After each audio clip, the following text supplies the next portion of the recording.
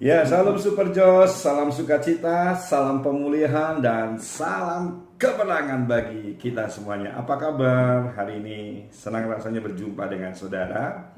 Dan kerinduan saya menjumpai saudara dalam keadaan sehat, panjang umur, diberkati Tuhan. Tentunya damai sejahtera dan kebahagiaan yang berasal daripada Roh Kudus dicurahkan melimpah atas setiap kehidupan saya dan saudara di hari-hari ini. Hari ini saya rindu membagikan renungan kepada saudara yang saya ambil di dalam 1 Korintus pasal 14 ayat yang ke-12 dengan tema ketajaman ilahi. Firman Allah mengatakan demikian. Demikian pula dengan kamu memang berusaha untuk memperoleh karunia-karunia roh.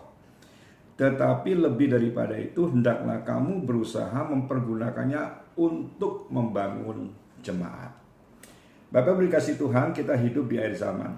Dan saya percaya bahwa apa yang telah terjadi di sekitar kita, itu nyata.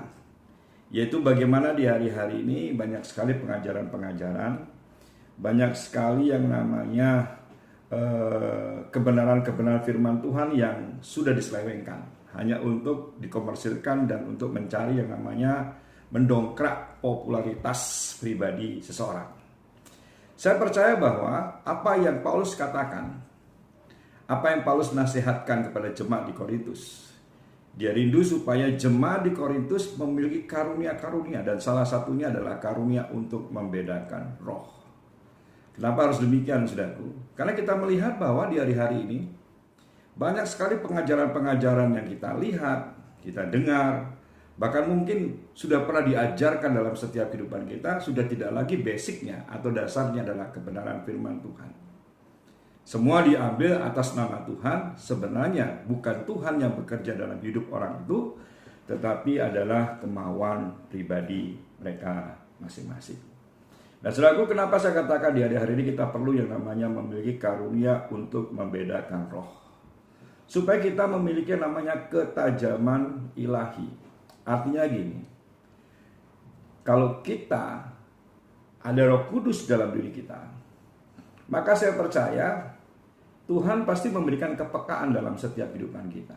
Segala sesuatu yang masuk dalam pikiran kita, yang masuk dalam pendengaran kita, yang kita lihat, yang masuk dalam hati kita, kita ini sudah punya alarmnya untuk bisa membedakan apakah ini berasal daripada Tuhan atau hanya kehendak manusia.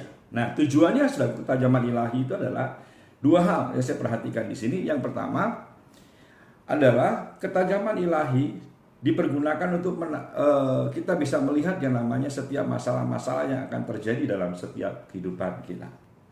Maka seharusnya orang-orang yang dipenuhi Roh Kudus, orang-orang dituntun oleh Roh Kudus, dia tidak akan terus masuk dalam masalah yang sama. Dia tidak akan terus berkutat di dalam pergumulan yang sama. Mungkin hari ini kita jatuh dalam masalah A, namun kita punya Roh Kudus yang memimpin kita. Kita punya kepekaan, ketajaman ilahi yang Tuhan berikan dalam setiap kehidupan kita. Kita bisa melihat bahwa masalah ini hasil karena kebodohan kita atau karena Tuhan izinkan untuk kita masuk, kita diuji di dalamnya.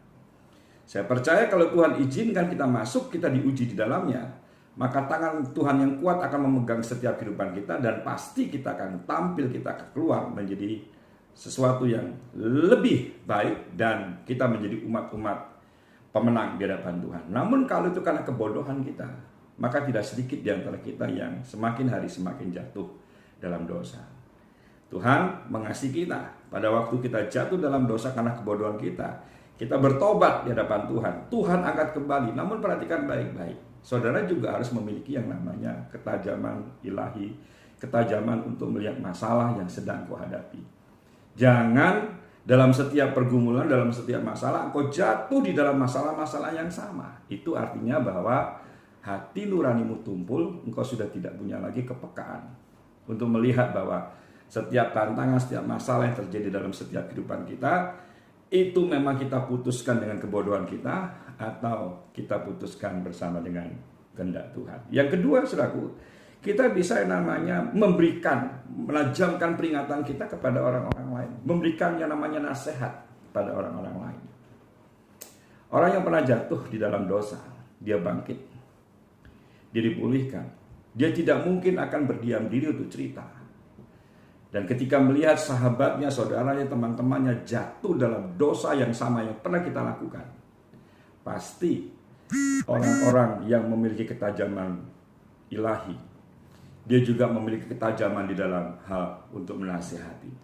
Gak mungkin dibiarkan, pasti ditegur orang tersebut, pasti dinasihati oleh tersebut. Dan nasihat itu pasti didengar oleh orang yang mengalami dosa yang pernah dulu kita lakukan. Dan mereka bisa keluar dari setiap masalah-masalah hidup mereka. Ayo di hari-hari ini terus minta karunia-karunia rohani kepada Tuhan.